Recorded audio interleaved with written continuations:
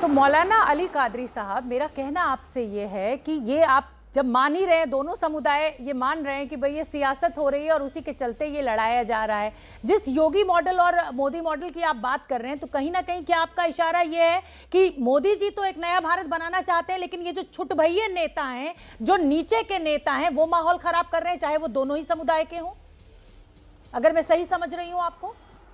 हकीकत है मैडम, देखिए, नहीं बिल्कुल सही है। ये अपने पद हासिल करने के लिए और कोई अपनी हुकूमत बचाने के लिए ये दो तरफ से कार्रवाई हो रही है और इसमें पीछे जा रहा है आम भारतीय, आम हिंदू और आम मुसलमान, जिसको फसाद से, दंगे से कोई मतलब नहीं है।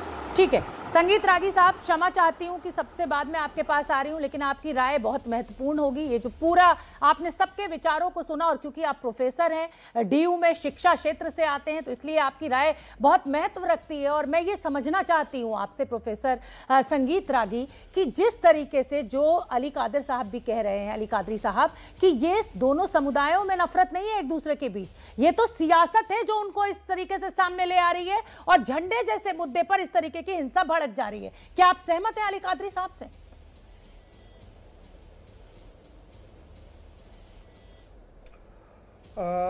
देखिए, मैं उनके विचारों से सहमत नहीं हूं। ठीक है, कहीं न कहीं इस देश का इतिहास और वो इतिहास के कुछ स्वरूप हैं जो कहीं न कहीं दोनों समुदायों के बीच में कटुता का भाव लिए हुए हैं।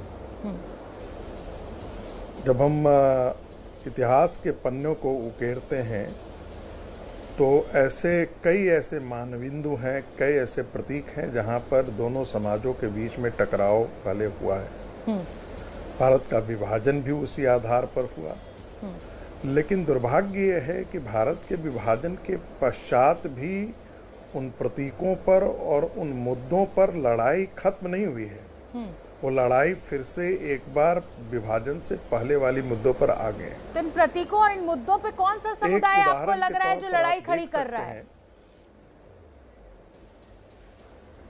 देखिए, आप फिर मुझसे इत्तेफाक नहीं रखना चाहेंगे क्योंकि ये डोमिनेंट डिमोक्रेसी है।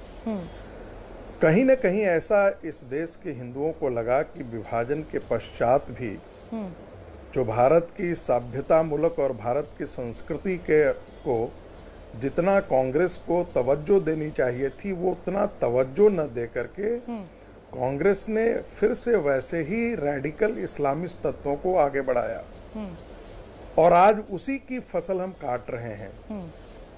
मैं इसमें जरूर ये मानना चाहूँगा कि अयोध्या मूवमेंट के पश्चात से हिंदुओं में एक नया नवजागरण स्थापित हुआ है और वो हिंदू समाज कहीं न कहीं अपनी प्रतीकों, मान्यताओं को लेकर के जो दंश था उसका, वह अब सड़कों पर आकर के उसका प्रदर्शन कर रहा है, उसको मुखर आप जिस कट्टरवाद, आप बड़े संभले हुए शब्दों में जिस मुसलमान कट्टरवाद की बात कर रहे हैं, मैं तो आपसे ये कह रही हूँ ना कि अब वही हिंदू कट्टरवाद सामने आ रहा है।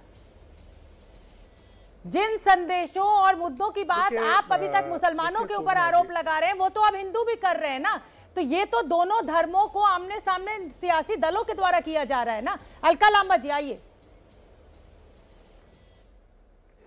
रागी साहब भी इसमें जिम्मेदार है। रागी साहब की गुफ्तगू सुन लीजिए आप, कि किस तरीके से बांट रहे हैं हमारे देश को। सूट करती है मुद्दा जो है, मुद्दा बेरोजगारी है, मुद्दा महंगाई है। इस सरकार के पास शोभना जी, आप यदि बोलने नहीं देंगे किसी को उत्तर नहीं देने देंगे तो ये तो बेतुका तर्क हो जाएगा। को जो बेरोजगार है उन्हें सांप्रदायिक शोभना जी, यदि आप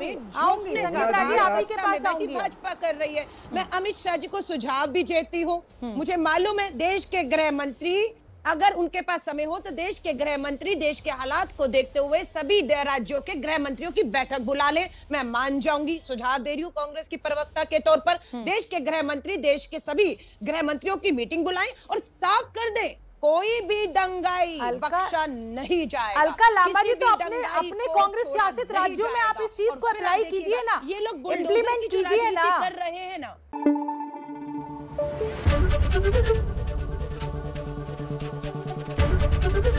एबीपी न्यूज आपको रखे आगे।